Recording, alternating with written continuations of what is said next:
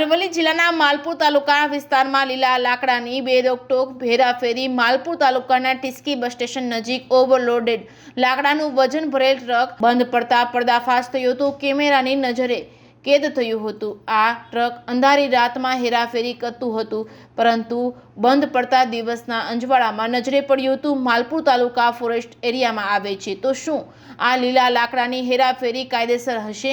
છેલ્લા કેટલાય કલાકોથી આ ટ્રક બંધ હાલતમાં પડ્યું હોવા છતાં વન વિભાગ કે કોઈ અન્ય વિભાગે આજુબાજુ જોવાની તસદી પણ નથી લીધી।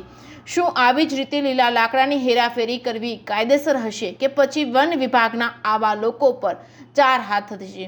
ઓવરલોડેડ વાહનો બાબતે આરટીઓ વિભાગ દ્વારા પણ કાર્યવાહી કરવાની જરૂર છે। જે કે ગુજરાતી સાથે મયુર પોકાર, માલપુર।